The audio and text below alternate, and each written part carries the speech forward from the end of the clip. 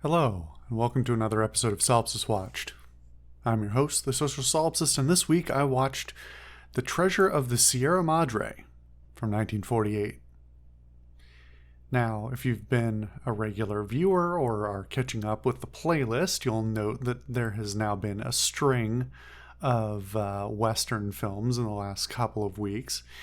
And I don't know if that will necessarily continue, but I felt like this was a good place to land for this week.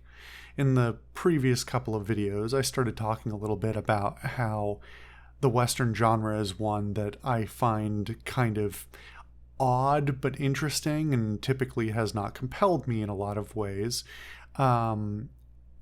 Primarily because it's in a way a form it is often a form of sort of historical revisionism and propaganda towards the idea of the US and its manifest destiny and that sort of thing, and is usually enough to put me off of a lot of things. But obviously, over the last couple of weeks, I've had some interesting experiences watching some more in the Western genre. And while obviously I'm picking and choosing what I watch, I'm not rolling at random to find out what movie I'm watching. It's growing on me a little bit.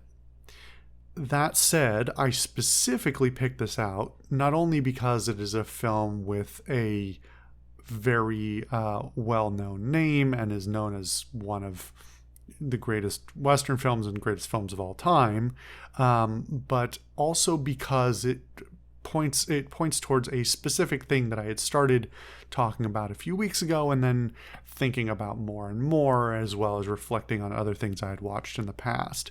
And that is this sort of intersection that I've noticed between the Western genre and noir. Now, we could talk all day about what defines a Western, what defines noir, and I'm sure any number of people have written many books and essays and all kinds of things on completely disagreeing with each other on what any of those things mean. So I'm not going to get into the all of the academic detail there, mostly because I'm not qualified.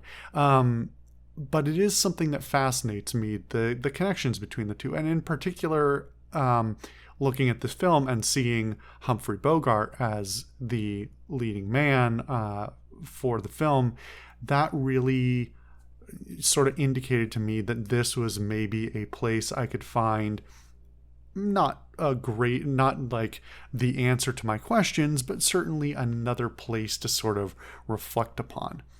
Bogart has a long and storied history in Hollywood, and particularly in the noir genre.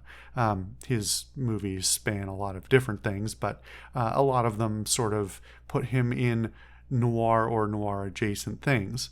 And I think for this series of videos I'm making, I believe we watched Casablanca with him in it, and one other, I think, as well,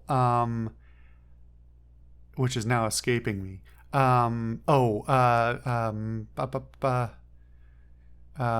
Maltese Falcon. That's the one. Which are some of the most notable noir and noir adjacent movies of all time.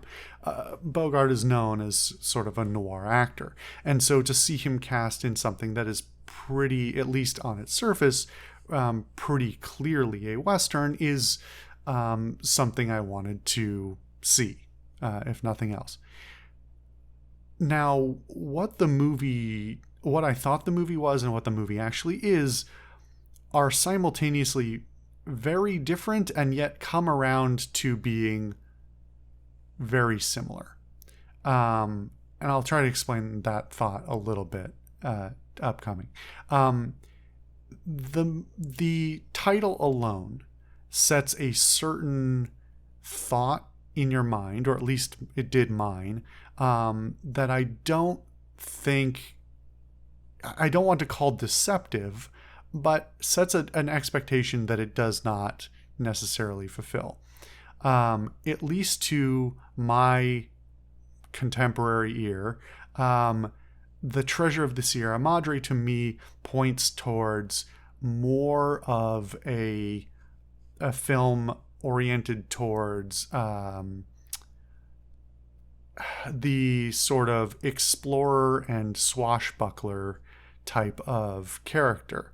We're looking at some mystical treasure in a far off land, and probably probably in Central or South America, because that's where a lot of those films are set in Hollywood. And the kind of thing that starts getting oriented more towards something like Indiana Jones, which we could debate whether that's a Western or not, but we won't.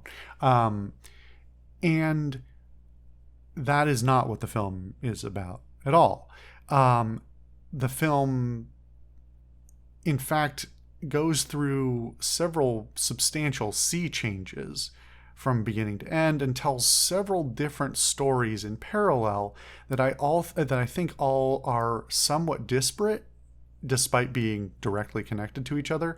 Their narratives and the tones that they are using, and the kind of stories that they're trying to tell are rather different, but eventually synthesize into a single sort of tale that does bring it back more around to what I would consider to be a traditional Western idea.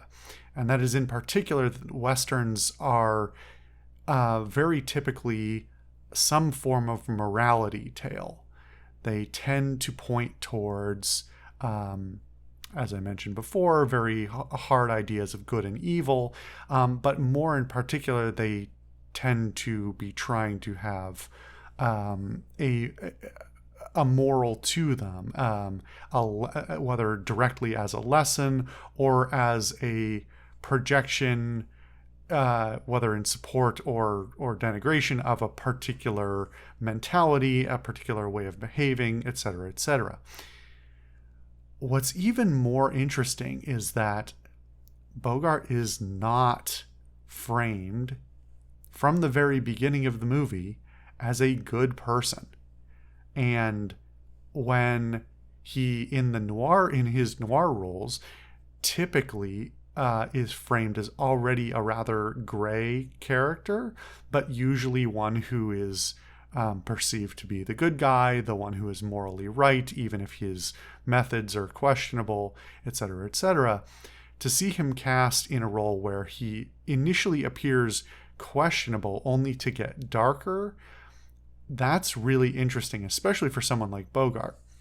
I'm not an expert on Humphrey Bogart by any means, but by all accounts, he was a somewhat arrogant and loud-mouthed individual who thought more of himself than maybe he deserved, although his talents are not insubstantial.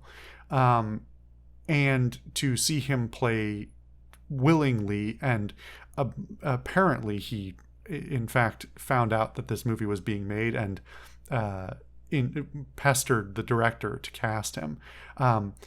To see him cast and deliberately as a rather negative character is really interesting, especially because he is, by all accounts, the main character. There are other characters who are close in their importance, but I don't think there's any argument that he isn't the lead. And to that end, the other several of the other characters were, including one of the other major ones, were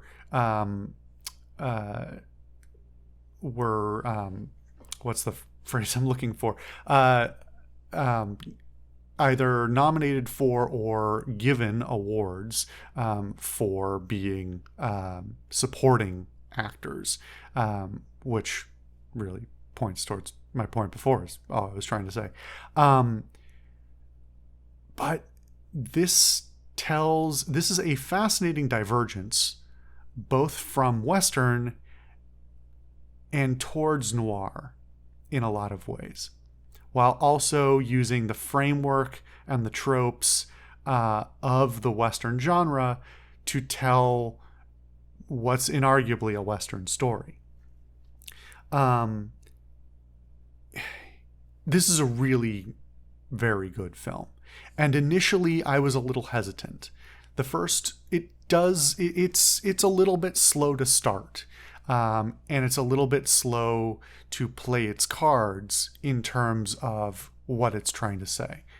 Our initial introduction is to some characters who we are not supposed to be, I don't think we're supposed to be particularly attached to in terms of like thinking they're really great people. They are drifters. They're people without money and without a lot of, without a lot to lose, and willing to do a lot of sometimes questionable things and behave in questionable ways. And whether those, how those. Okay, I want to back up a second because that's an important point. This is a morality tale, and where most of the Western genre tends to point towards law and, frankly, whiteness as these important factors for being a good person. This is a movie that investigates much further into who a person is before, during, and after stressful events, and how both those events can influence who they are or will become, as well as how it either tests or exacerbates their existing behaviors. This is not a level of character depth that is typically explored in Westerns, I think. The Western tends to look at certain people as inherently good and others inherently bad. And that even gets into a whole other discussion about the perception of, as I've mentioned before, the perception of non-white, non-lawful people in Westerns as somehow inherently bad or evil or problematic, or at least not to be trusted. Whereas this movie has much more nuance in terms of being set in Mexico and having primarily Mexican characters who are largely not the bad people. The most questionable people in the film, well, the most concerning person in the film is probably the lead, followed by these bandits who are not representative of the overall place that they are, which is a much more nuanced take, not a perfect one by any means, but a much more nuanced take on race relations for the time, and well, for the time the movie was made and for the time that the movie was set. So the exploration that the film goes into of, we have certain characters who are have had a lot of experience, have had their ups and downs, learned a lot, and are doing their best.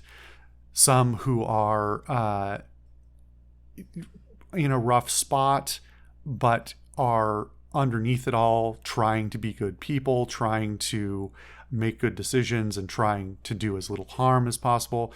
And those who care so little for the world, or are so hurt, damaged, jaded, whatever, that it makes them into it has made them into somebody who is already of concern, and then when put in situations where those features of their personality, such as they are tested, or are where they have to make decisions between goodness and selfishness, where they make what would generally be considered to be the wrong decisions. Those are much more nuanced takes and investigations, and I think the Western genre typically does. However, they're a little bit more more common and more pointed towards something like noir. And while this has little to none of the typical aesthetics and framing and pacing that is typical of noir, the parallels still interest me, because in particular because noir does tend to have a story that does not have a clear and happy ending, that have characters of all stripes making a variety of different decisions that may be good or bad in a vacuum, and that investigate what people of a certain of a certain character are liable to do and put in certain situations. This is the noir genre is much more about putting a character in a situation and finding out what they'll do, whereas the Western, to me, much more tends to be putting a character who you already know how they'll basically always behave in a situation and watching them execute that situation as expected. And the conflict of the narrative comes more in their struggle to do that thing than whether they will do what thing they will do.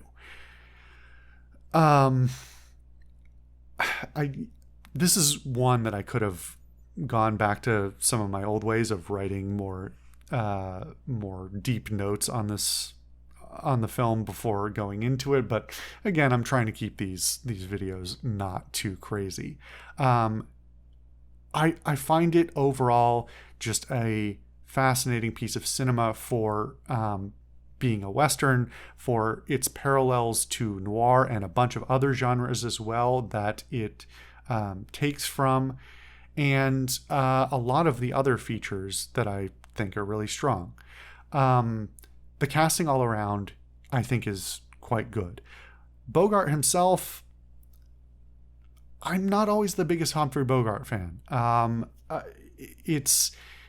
I think this is a role where he plays a certain kind of character that absolutely works. I think his performance is very good, and in particular, his moments where he's at his most sort of worked up, unhinged, stressed out, and pushed to his limits, he puts on a very good show. It is Bogart-esque. I don't know how else to describe that. If you've watched a few of his films, I think you'll kind of understand. It's a little bit like edging on cheesy at some points, but overall, I think he's very expressive and he suits that role really well. The other two who are sort of side by side with him for most of the film are kind of fascinating for a variety of reasons. I don't know who Tim Holt was. I think he was a Western actor. I really like him in this film. He's a kind of an underrated star, in my opinion. And that's in no small part because he's playing sort of second fiddle to Bogart. But his performance is extremely understated in some ways. And he's playing a character who is a bit more quiet, a little bit more of reactive to the world around him and to the other characters, and one who has less of that sort of leading man force of will that makes sort of the classic stars of the era compelling in a certain Hollywood-esque way. I think he's fantastic in this role, and I just a really, really good performance.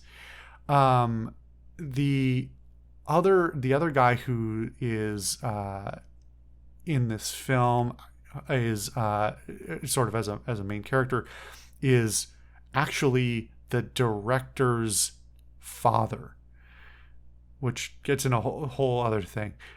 Walter Houston, the actor here, excuse me, is puts on a really great performance and balances really well between sort of being the older fellow with a lot of experience, without straying too far into what could easily be a very hokey performance of like old man with who's kind of wacky, could stray into too much of the like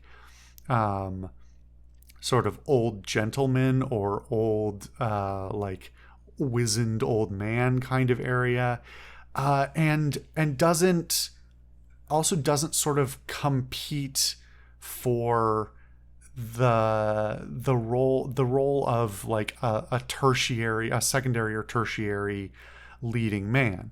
Again, like the three of them together all sort of play off each other very well and sit in unique roles, and both narratively and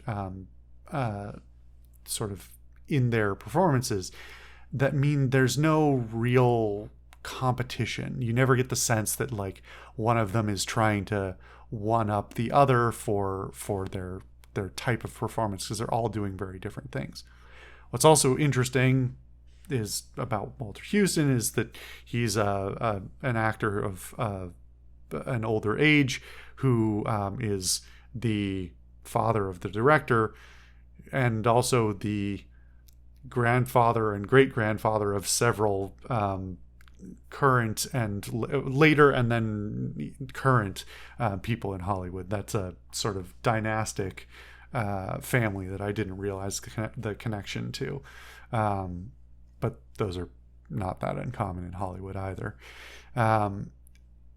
Anyway, I think he puts on a great performance as well, and apparently he was like not initially thought he didn't think he was going to be great for the role, and Bogart didn't think he was going to be either, but they both came around to it, and I think he's great in the role as well. There are quite a lot of ancillary characters, some that are only for a scene, some that are recurring, and there are quite a lot of Mexican actors, and apparently a lot of this film was filmed in Mexico, apparently in the places that it's actually set for the most part, in Tampico and I forget what the other place is, but that gets into a whole other thing of I think a lot of those performances are fine. A lot of them I think were not actually really actors per se, but just extras that were hired on, and because of the time and the place, they were being treated as just quick contract actors for hire kind of thing. They're not getting any SAG dues or anything for the time, certainly. What is even more interesting about that to me is that a substantial amount of the film is entirely in Spanish, which is kind of it's not completely unheard of, but to the sheer extent of the film that is like that, it's kind of a surprise, especially because, as I previously mentioned many times, Native Americans, Mexicans, Chinese people, Black people are all typically portrayed in the Western genre as not people who you want to be around. They're typically shown as one way or another on the negative side, either as criminals or bandits or just pathetic and pitiable or whatever else. And so to have a film where, especially for the era, I think, where right in the middle of what's kind of considered to be the the heyday of the Western, to have a film where most of the Mexican characters are not only portrayed as the, positively interested, law-abiding citizens type of thing, but also are in many ways the saviors of the white characters, with one notable exception. I won't spoil it, but right in the middle of the film, for plot reasons, there's a white savior moment, and it's kind of, it doesn't age well. It's done tastefully enough, but it's still a white savior moment, and those inherently don't age well. Anyway, so having a substantial proportion of this film spoken entirely in Spanish, sometimes minutes at a time, with no English spoken, is unique and fascinating to me. Also, none of the white actors spoke Spanish, which is also fascinating because apparently what happened, particularly for Walter Houston's character, is he didn't speak any Spanish, but they had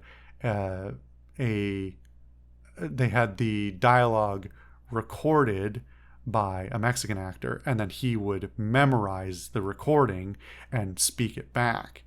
And I gotta say, his Spanish is not incredible, but it is very, I definitely believed that he just spoke Spanish. And I also don't know how this was originally presented. The version of the film I watched, I watched my films almost always with subtitles. The version that I watched did not have subtitles for the Spanish. Don't know if that's typical or not. These days with the streaming services, it's hard to know who's actually providing subtitles or setting things up, or whether they're the right subtitles. That's a whole other discussion. I won't get too far into that. But the English was subtitled and the Spanish was not. So I had to rely on my the Spanish that I still remember, and I got through most of it without having to look much up, but I could intuit based on what was missing from my area of knowledge. But yeah, for a movie-going audience of the time, for a big blockbuster, extremely expensive Hollywood film, I would be curious to know, and at a curious initial searching, I could not find an answer for this, how this was presented when it was first released.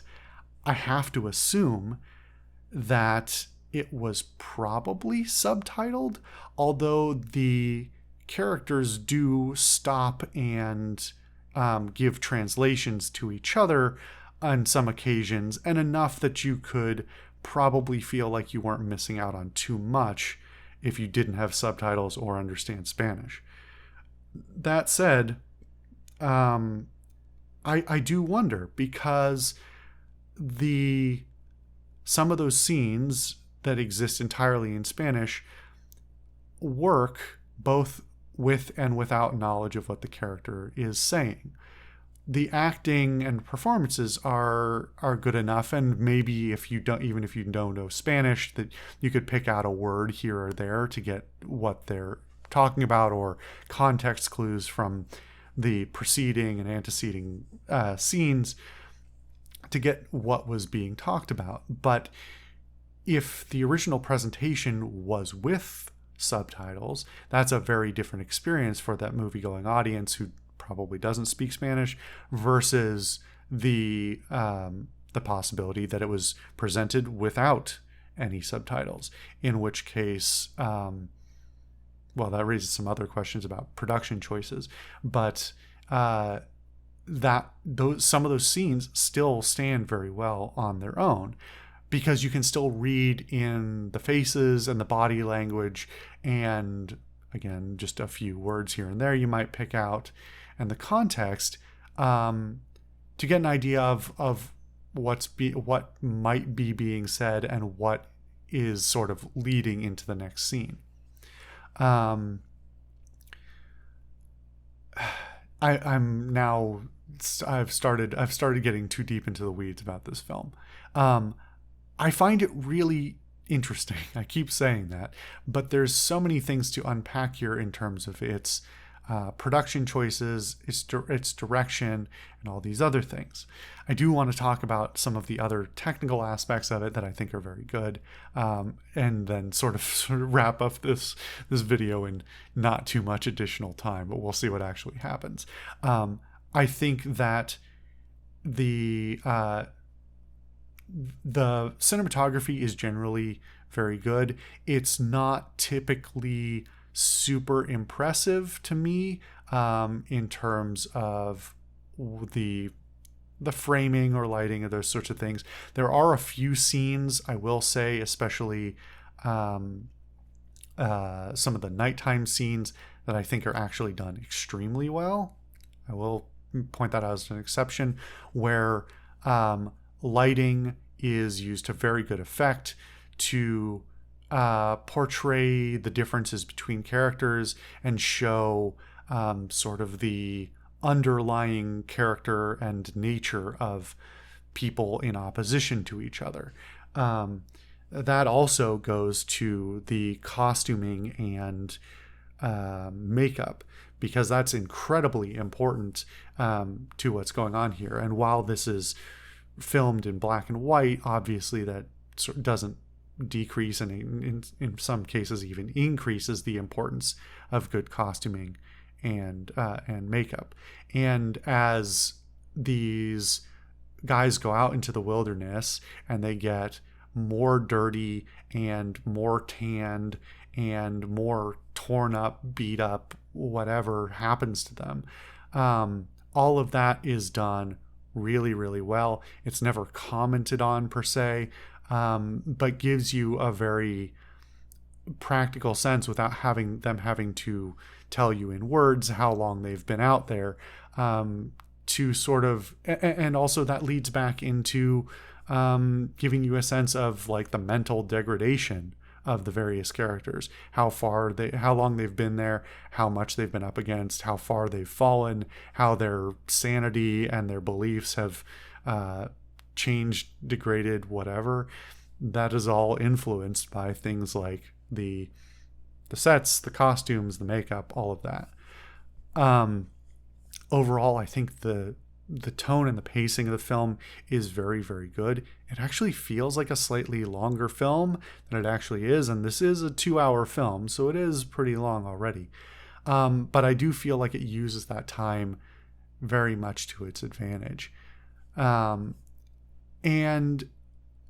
the little bits here and there of the music, I think, are not particularly notable to me, but are used to good effect, as well as with the audio editing, because there is important use of sound effects and things like that for storytelling as well.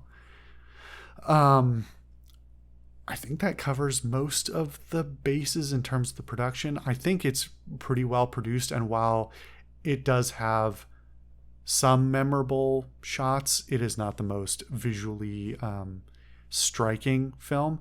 And especially when you're comparing Bogart's filmography, it's hard not to say, well, this doesn't look as good as something like Casablanca or The Maltese Falcon. I believe The Maltese Falcon is also directed by the same director, John Huston.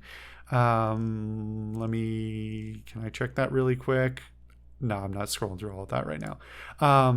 Oh no. Oh yeah. The Maltese Falcon is his first credited direction, in fact. So anyway, it's hard not to compare it to noir again and say, well, noir has often such a striking visual.